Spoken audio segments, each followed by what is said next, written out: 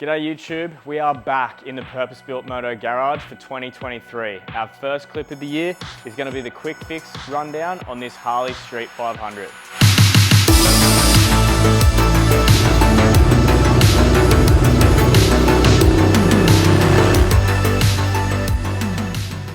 The client had it customized elsewhere, and after a few years of riding around, the bike started to look a little bit worse for wear, mostly because of the low quality parts that they'd used. So we came in, went top to tail on this thing and changed a few things, lifted the level on the style a bit, and also some higher quality parts. Let's run you through exactly what we did. So custom Street 500s became pretty popular around here due to a shop in Brisbane, Smoke Garage. They were pumping these things out for learner riders for quite a while. The MO on them was a new set of wheels, generally a fat rear tyre, and a set of clip-on bars, for God knows why. They'd also often hardtail them and then put a little bobber seat, which is pretty much what this guy's modelled his off. So we've got a set of upgraded wheels running a 21 on the front and a fat 18 on the rear. Those were some sort of like cheap eBay specials, I imagine. We use Canyon wheels here a lot, and they're a really high quality fat spoke wheel, but these were some knockoffs. So the chrome was really poor quality, and the catalyst of this thing coming in here was the wheels were just starting to rust away. So our first job was taking these things off, having them completely blasted and rust removed, and then we had them black powder coated. That's come up really nice, and we know that the finish is gonna last now. The little Harley had been previously fitted with a set of forward mount controls, and then they'd used some clip-on handlebars and then just jammed all the wiring underneath the tanks. Clip-on handlebars on a bike like this don't really work. You got your feet coming forward from your seat and then you're laid over. So it makes it a super uncomfortable ride. I don't think it really suits the style anyway. So I talked the rider into fitting up a set of these 8-inch Mini 8s. These are a 7/8 bar, got them from some guys in Australia that are actually making their own handlebars, which is pretty nice. And then some Built-Well risers that we got out of Iron and Resin Garage. This setup sort of like actually makes it look like a cruiser bike a bit more. That coupled with the sissy bar that we've built on the rear just sort of totally changed the whole look of this bike, and it's actually way more comfortable to ride now. So because we changed the bars, we also had to remount the speedo here, and then we've also upgraded the indicators on the front. Had a bit of a weird setup in these rubber brackets that had just sort of deteriorated and are about to fall apart. So we fabricated up some nice strong mounts and used our LED dome indicators on the front here. Finishing up the bar section, we've got some Vans ODI grips. They're pretty popular. We use them on a lot of our bikes. They're a nice looking grip. They feel good when you're riding. And then we've coupled that with a set of our mirrors mounted on the lever pivot points hung underneath the bars.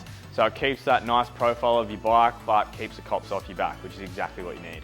Once we were finished with that portion of the build, we were waiting on some materials for the exhaust, so I rolled it into Jesse for a service, which brings me, conveniently, to today's video sponsor, Moto. Moto have always been a great support of purpose-built Moto since we started out in all the projects that we do, mostly because I absolutely love their products. I've been using them since I was a kid riding dirt bikes, always using their motor oils, lubricants, and now cleaning products in our projects. Now, over the years that I've been using Motool's stuff, they've released a lot of gear, which means anything that needs to be lubricated or cleaned on your bike, they pretty much got you covered. You want to lube your chain, they got chain lube. You want to clean your brakes, they got brake clean. You want to lube something easily, they got easy lube. Motor oils, wash and wax, you name it, they've got it. I highly recommend you check them out, and cheers to Motool for supporting PBM. Some bike stuff. That was a bit of fun. I never shot an ad like that before. So, all right.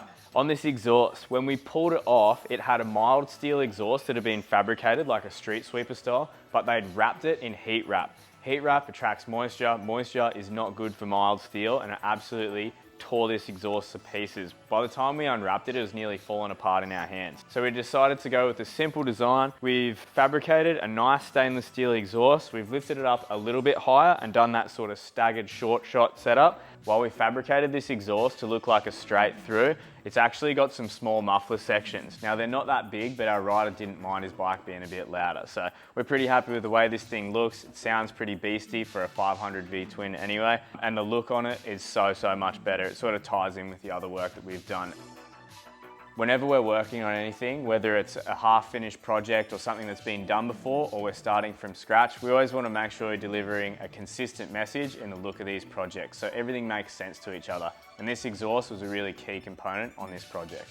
Now, the last bit of fabrication that we got done on this was the sissy bar. Previously, this fender had been fitted up and the fabrication on this bike from the guys who did it before was actually pretty good. So the rear fender stayed. We just removed the old fender struts that were on it and have replaced that with the sissy bar that houses our brake light, number plate and the indicators as well. Now we've used our purpose-built Moto fabrication kit here with a lot of the bungs and number plate holder. We've used an Orbit LED tail light here, really nice look setup, it's all blacked out. We've also fabricated a little cable cover on the back here. This is something that we've been doing lately so you can run all of your lighting into one spot, do a joint and then have a single cable running out on your swing arm or down the hardtail of your bike. Once that fabrication was finished up, everything was sent for a nice coat of gloss black powder coat, and then we've reassembled it and our rider Mark's coming to pick it up tomorrow.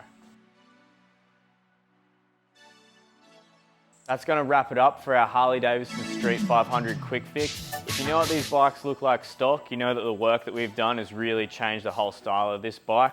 I'm going to start her up now so you can hear what this sounds like, and then I'm going to take it for one last test ride before this bike's out of the shop.